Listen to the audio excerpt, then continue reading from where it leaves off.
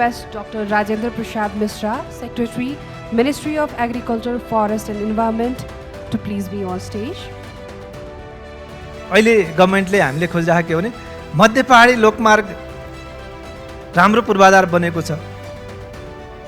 सरकारले त इन्फ्रास्ट्रक्चरमा इन्भेस्टमेन्ट गर्यो नि त, तर प्राइभेट सेक्टरको इन्भेस्टमेन्ट हामीले त्यहाँ लान सकिरहेको छैन।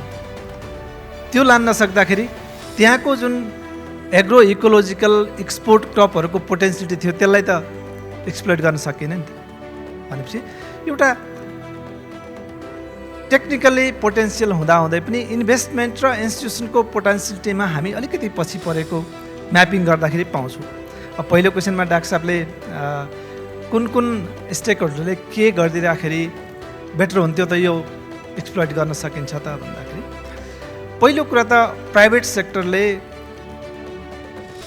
ट्रेडको अपर्च्युनिटीहरू, मार्केट इन्टेलिजेन्सहरू यहाँहरूलाई थाहा छ, त्यसलाई टाइमली कम्युनिकेट गरौँ गभर्नमेन्टको इन्स्टिट्युसनसँग। त्यहाँको कम्प्लायन्सहरू के हो, त्यहाँको मार्केटको साइज के हो र त्यसलाई एटेन्ड गर्नका लागि हामीले के गर्नुपर्छ भने जोइन्टली जाउँ भन्ने हो मेरो पहिलो पार्ट चाहिँ।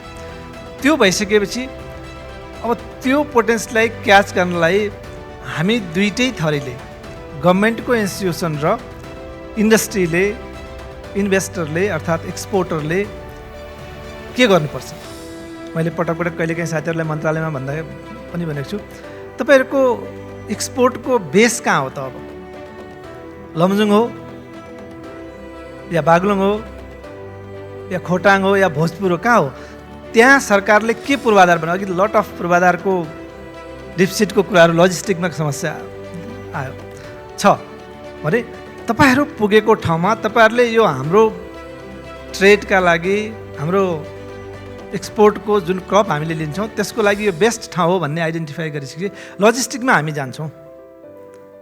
त्यहाँ कोल्ड स्टोर बनाइदिनु पर्छ कि त्यहाँ इरिगेसनको फेसिलिटी डेभलप गरिदिनु पर्ने हो कि या तपाईँ अरू पूर्वाधारहरू दिनुपर्ने हो कि टेक्निकल इन्स्टिट्युसन खडा गरिदिनु पर्ने हो कि भन्ने कुरा हामी गभर्नमेन्टको इन्स्टिट्युसनहरू जान्छौँ।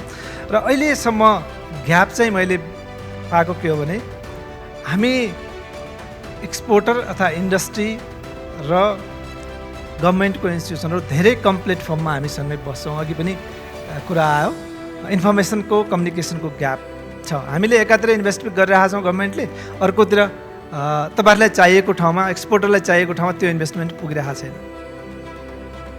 यो कुरालाई हामीले अबको दिनमा नेरो डाउन गरेर एक्सपोर्टर लिङ्क्ड प्रोडक्सन सिस्टम या एक्सपोर्टर लिङ्क्ड इन्फ्रास्ट्रक्चरलाई मात्रै लान सक्यौँ भने हामी दुईटै पब्लिक इन्टरप्राइजहरू अर्थात् पब्लिक सेक्टर र प्राइभेट एक्सपोर्टहरू एकै ठाउँमा हुन्छौँ।